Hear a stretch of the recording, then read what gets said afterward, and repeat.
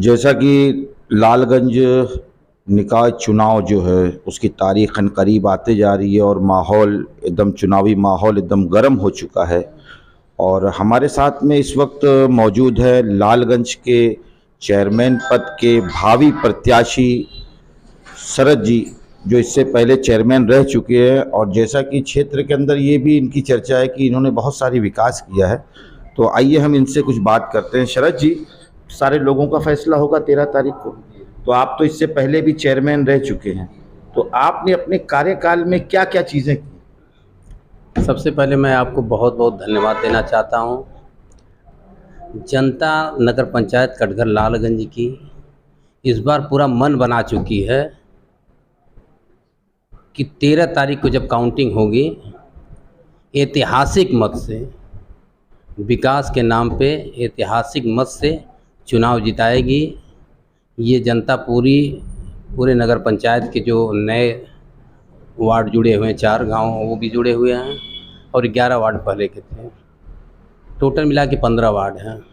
आपके आशीर्वाद से, जनता के प्रेम विश्वास से जो हमने 5 साल में कार्य किए हैं, जो हमारे 11 वार्ड थे, इसमें किसी बच्चे से आप पूछ लेंगे, किसी बुजुर्ग से पूछ लेंगे, किसी नौजवान से पूछ लेंगे, एक सिंगल रोड लालगंज में ये नहीं कोई कह सकता कि लालगंज में एक सिंगल रोड चाहिए या इंडिया मार्क का मशीन चाहिए, लाइट, रोड, बत्ती।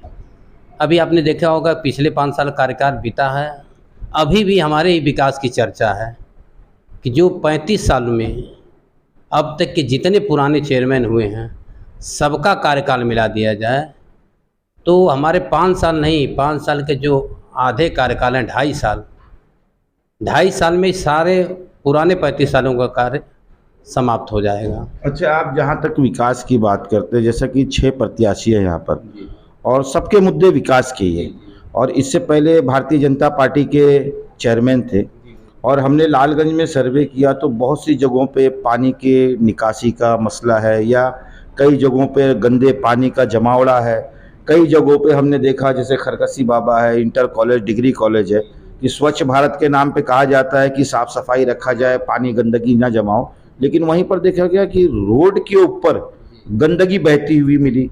कि चेयरमैन भाजपा का, राज्य में जो सरकार है वो भाजपा की, केंद्र में जो सरकार है वो भाजपा की, तो वो विकास क्यों नहीं कर सके?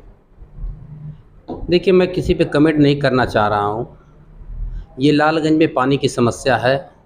इस बार हमारा यही मुहिम रहेगा, यही मुद्दा रहेगा, क्योंकि जब मैं पिछले 5 वर्ष कार्यकाल था हमारा, तो जो भी नदी पड़ती थी वो ग्राम सभा से होकर गुजरती थी, चाहे इधर हो रेतवा चंद्रभानपुर हो, चाहे इधर हो टिकरगाड़ से होके जाना हो, चाहे वो मसीरपुर से होके जाना था।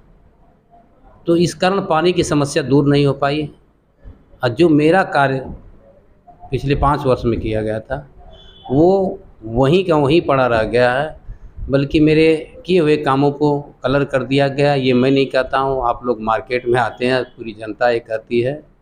हमें ये चीज़ तो हमने भी सुने कि लाइट के खंभे आपने लगाए, उसको कलर मार दिया गया। जी। तो विकास, आप ये सोच लीजिए कि सारे दलित समीकरण, सारे जाति समीकरण, अभी आप इतने जितने प्रत्याशी लड़ रहे हैं, मैं सिंगल ऐसा कैंडिडेट हूँ जिसके हर वर्ग का वोट मिल रहा है, केवल विकास के नाम पर। अब विकास के नाम पर जनता ऐतिहासिक मतों से जीत दिलाने जा रही है। अच्छा, अगर आप जीत के आते हैं, जैसे सबसे पहला आपका कार्य क्या होगा? देखिए, पिछली बार भी हमारे विपक्ष में जो जितने लोग लड़ रहे थे, कोई कहा कि हम कसाई खाना बना देंगे, कोई कहा कि मंडी बना देंगे, कोई कहा कि हम जिम बना देंगे, कोई कहा कि रोड बना देंगे, या ऐसी रोड लाइटें बना देंगे, पार्क बना, तमाम ऐसे वादा किए। मगर मेरा उस समय भी यही नारा था, आपके सहयोग के आकांक्षी। बस यही नारा था। हम कोई मुद्दा ही नहीं रखे थे कि हम ये कर देंगे, वो कर देंगे। अब तक के इतिहास में आप देखे होंगे, लालगंज तहसील में घुटने तक पानी लगता था।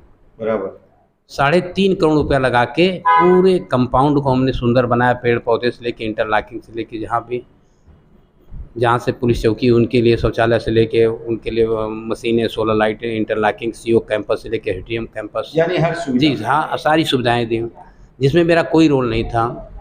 आप देखेंगे बिजली कॉलोनी, इतना कंकड़ लगता था लोगों को, पूरा उसमें सीसी रोड बना के। आप पशु अस्पताल देखेंगे, पूरे कैंपस में इंटरलॉकिंग, बीच गोदाम में इंटरलॉकिंग, पशु अस्पताल के रोड्स। आप देखेंगे इंटर कॉलेज में एक कमरा, एक बरामदा, 10 ईंटें शौचालय, 10 ईंटें यूरिनल, 22 लाख रुपए का रोड। आप देखेंगे बालिका विद्यालय जिसमें 32 लाख लगा के पूरी बाउंड्री, पूरी मिट्टी भराई हुआ।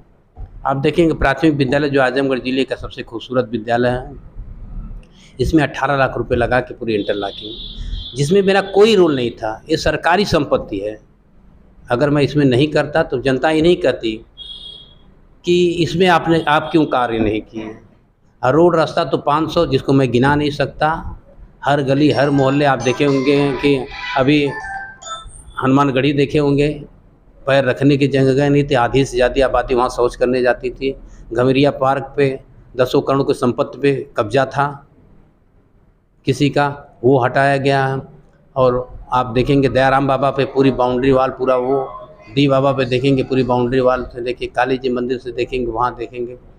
तो तमाम ऐसे रोड रास्ते बने जहाँ पे कभी कोई सोचा नहीं था कि पैदल हम वहाँ पे जा सकते हैं। हाँ, विकास हमारा यही मुद्दा था, हमेशा ही रहता है। कि आप देखेंगे अभी डिग्री कॉलेज, आप देखेंगे डिग्री कॉलेज तक हमारा सरहद था सटा हुआ, अब वो उसके बाद टिकरगाड़ पड़ता है। अभी आप देखेंगे वहाँ पे बनवासी हैं, मुसहर एसटी में आते हैं, वो बेचारे आके रोने लगे। घुटने के ऊपर तक पानी में, कमर तक पानी लगता था वहाँ पे। आज हाईवे बन गया है, अभी भी देखेंगे इंटरलॉकिंग में।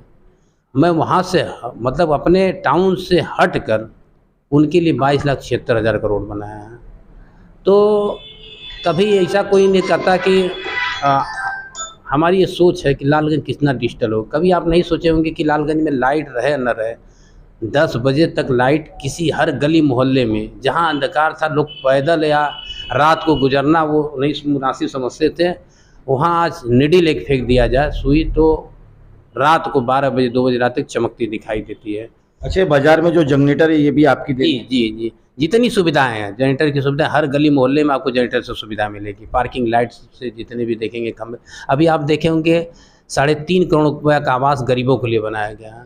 ये आवास 5 साल लग गया बांटने में, अभी तक 22 बांटा, वो भी अभी 3 महीने पहले बटा है।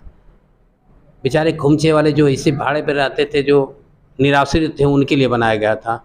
अब मेरे समय पूरा कंप्लीट हो गया तो वही रंगाई हो रही थी, मगर मेरा कार्यकाल समाप्त हो गया, मैं बांट नहीं पाया।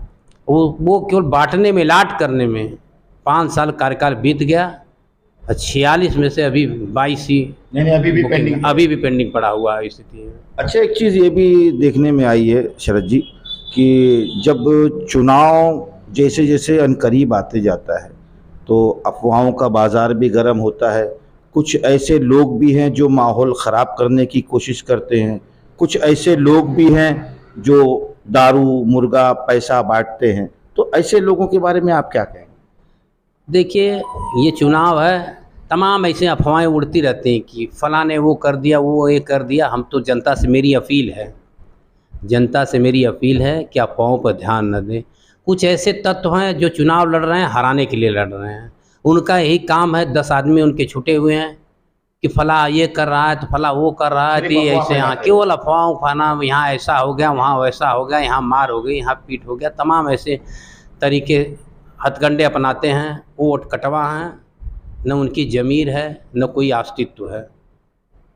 तो हम जनता से यही अपील करना चाहते हैं कि 11 तारीख को सुबह नहा धो के स्नान करके हर मत, जितने भी परिवार के मत हो, और लोगों का एक उत्सव है, ये 5 साल बाद आता है। ये आपके भविष्य, आपके लालगंज नगर पंचायत कटघर लालगंज के भविष्य का सवाल है। जैसे लोग कहते हैं कि 5 साल अभी जनता लालगंज की रो रही थी कि कैसे कार्यकाल समाप्त हो, फिर ऐसा न हो कि दोहराया जाए।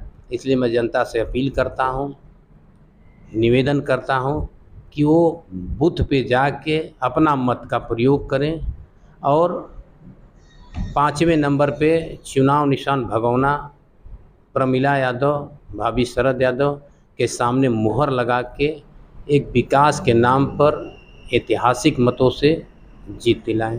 चलिए, धन्यवाद। आपसे बात करके बहुत अच्छा लगा। तो जैसे ही हमारे साथ में शरद यादव जी थे, इन्होंने बहुत अच्छी बात कही और हम अपने चैनल के माध्यम से भी लोगों से ये अपील करेंगे कि मत आपका अधिकार है।